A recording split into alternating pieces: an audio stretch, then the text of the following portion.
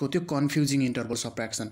अब 10 सेकेन्डमै दिमागमा छापिने गरी यस्तो ट्रिक सिक जसबाट बिना कन्सेप्ट फ्याट्टै एन्सर निकाल्न सकियोस्।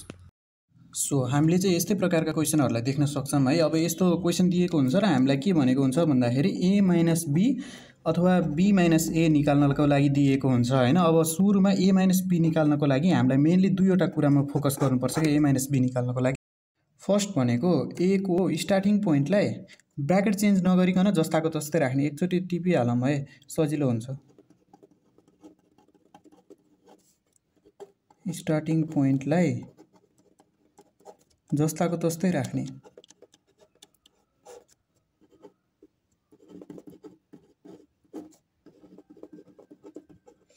विथआउट ब्र्याकेट चेन्ज है, विथआउट ब्र्याकेट चेन्ज। अनि सेकेन्ड भनेको b को स्टार्टिङ पोइन्टलाई कमा पछि जस्ताको तस्तै राख्ने तर ब्र्याकेट चेन्ज गरेर है। के गर्ने भन्दाखेरि कमा पछि b को स्टार्टिङ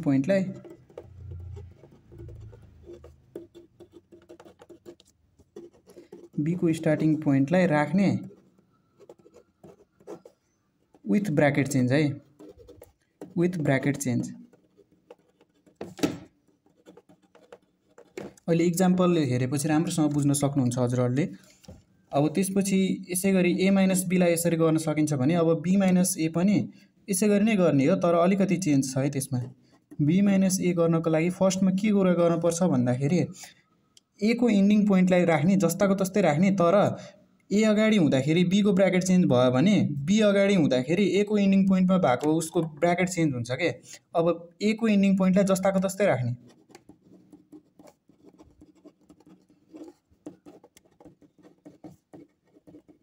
a को इन्डिङ पोइन्टलाई जस्ताको तस्तै राख्ने, तर b अगाडि हुँदाखेरि अब a को इन्डिङ पोइन्टको चाहिँ ब्र्याकेट चेन्ज हुने भयो के।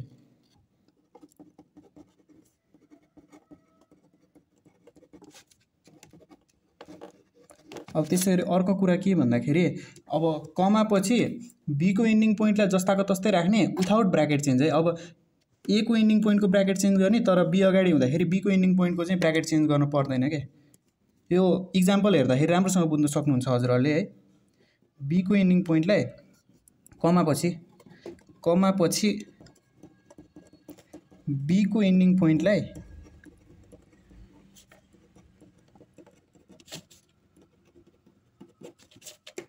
जस्ताको तस्तै राख्ने।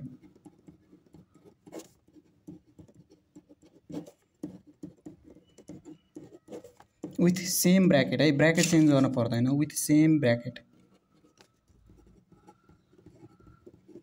अब यो ब्र्याकेट चेन्ज गर्ने भनेको चाहिँ के हो भन्दाखेरि यो यदि यसरी ठुलो ब्र्याकेट बिग ब्र्याकेट आयो भने त्यसलाई सानो ब्र्याकेट स्मल ब्र्याकेटमा चेन्ज गरिदिने है। अनि यदि स्मल ब्र्याकेट आयो भने त्यसलाई बिग ब्र्याकेटमा चेन्ज गरिदिने। यही नै हो ब्र्याकेट चेन्ज गर्ने भनेको चाहिँ है। अब इक्जाम्पल हेरौँ है त। इक्जाम्पल हेरेपछि एकदम राम्रोसँग बुझ्न सक्नुहुन्छ। इक्जाम्पल हेरौँ है त। जस्तै एउटा क्वेसन मानिलिउँ, जस्तै a इक्वल टु -2,5 छ, यो चाहिँ स्मल ब्र्याकेट है। अब b इक्वल टु 0,6 है। अब a माइनस b कसरी गर्ने भन्दाखेरि a माइनस b गर्नको लागि फर्स्टमा यहाँ हेर्नु है त, a को स्टार्टिङ पोइन्टलाई जस्ताको तस्तै राख्ने विथआउट ब्र्याकेट चेन्ज है त। a को स्टार्टिङ पोइन्ट भनेको -2 छ नि त, -2 लाई जस्ताको तस्तै राख्ने विथआउट ब्र्याकेट चेन्ज भनेको यहाँनिर बिग ब्र्याकेट छ भने यहाँनिर बिग ब्र्याकेट नै राख्ने है। अब सेकेन्ड पोइन्ट भनेको कमा पछि b को स्टार्टिङ पोइन्टलाई राख्ने विथ ब्र्याकेट चेन्ज भनेको चाहिँ कमा पछि b को स्टार्टिङ पोइन्टलाई राख्ने, तर यहाँनिर स्मल ब्र्याकेट छ भने यहाँनिर अब बिग ब्र्याकेट राखिदिने के।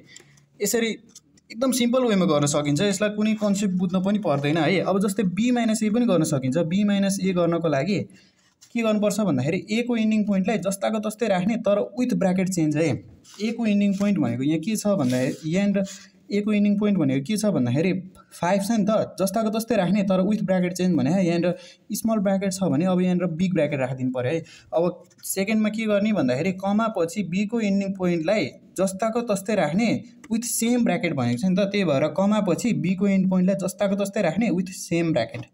यसरी जुनसुकै क्वेसनको पनि कन्सेप्ट नबुझिकन एकदम सजिलो वेमा a माइनस b र b माइनस a निकाल्न सकिन्छ है त। यो चाहिँ अब हजुरहरूले ट्राई गरेर हेर्नु, जुनसुकै क्वेसनमा नि काम लाग्छ कि यो।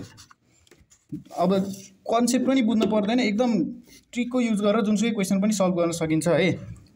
सो भिडियो इन्फर्मेटिभ लाग्यो भने लाइक गरिदिनुहोस्, कमेन्ट गरिदिनुहोस्, च्यानललाई सब्सक्राइब गरिदिनुहोस्। फेरि भेटौँला, बाई बाई।